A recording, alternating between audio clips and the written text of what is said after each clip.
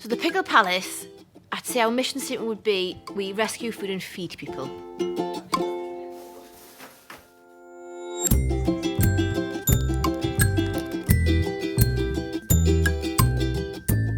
The Pickle Palace started out making just jams and chutneys, and then I just became a bit obsessed with like rescuing food from the bin.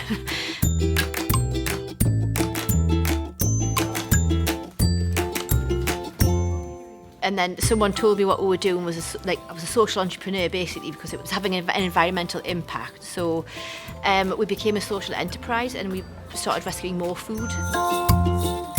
And now we rescue around a tonne of food every week. At the minute, it's just parcels for people isolating or who've lost their income and things from COVID-19. But usually we have pay-as-you-feel markets, pay-as-you-feel cafe. People would come and we would say hire a hall out, so Chopwell Community Centre would hire it for a couple of hours. People would come, they'd get what they wanted from the market, they'd leave donations, and we'd have a cafe, they could come and get a little bite, eat and a cup of tea. But obviously we can't do any of those things anymore. We used to do buffets. I used to do kids like class, I do workshops in schools. I work with Chopwell School and High Spend School. I can't do any of those things anymore. But this food was still there. Obviously we didn't want it to go to waste. And we thought, well, it's got to go to people who need it. So using the connections we've just got this little network that we now distribute the same food that was at markets. Now it's just going to people who need it. Right, so I'm Liz Twist and I'm the Member of Parliament for Chopwell. And I'm here at the Pickle Palace at Greenside Cricket Club as they're getting ready to take out their food bags. So it's a really great initiative and I'm really keen to be here while the volunteers are here too.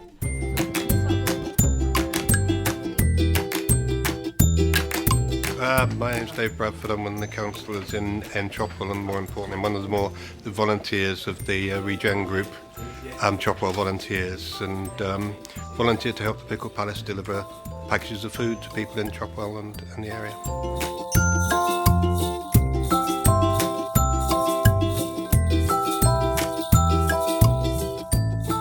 It's going quite well. It's steadily increased. I think that there's quite a lot of work being done, and I think people have requested food and that, and we've been able to supply some. So. It's just been wonderful. They've just given up their time to do this thing to help so many other people, and actually we have a system where the same people will go to the same houses. And I wanted to do that. I did that on purpose because I wanted people to sort of build up some sort of rapport with the person they're delivering to. Judging by the comments we've had about that people are looking every week for those people, and it's really nice. It's a really nice thing, especially people who are like totally alone, and that it's like one person coming every week. They haven't got family. That person comes to deliver like a nice food parcel, and I've had so many lovely like messages, and we've had so many lovely cards and comments about how happy it makes people feel every week.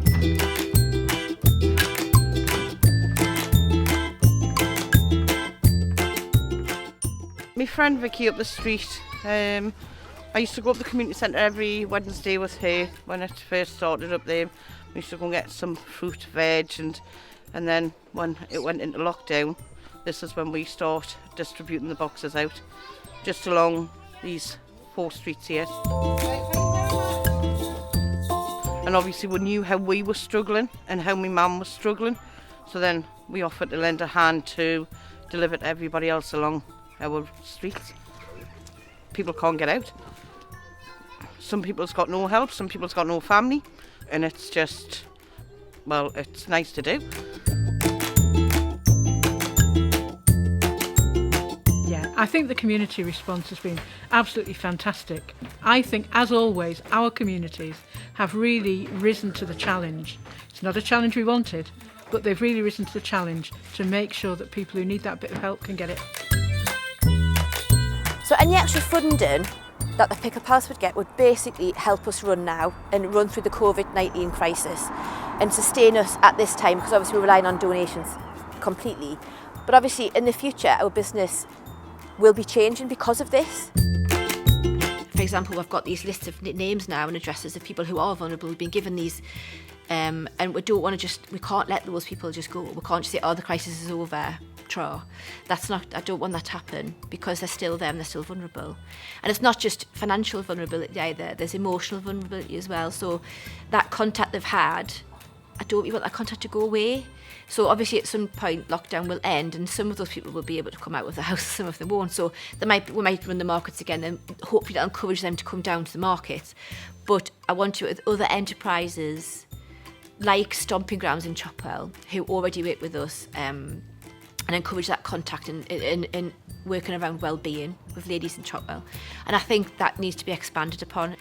And specifically with me working with the schools and things, I want to expand on that and get parents more involved. So I feel like the Pickle Palace will look slightly different. We'll still do the same things, but we'll look slightly different. There'll be extra, and it's just a really positive thing. Out of all this negativity, like amazingly positive things will come out of it. And we've started working with so many different groups and talked about so many different things, and everyone's really excited to work together, and that's just got to be seen as it can't be anything but positive.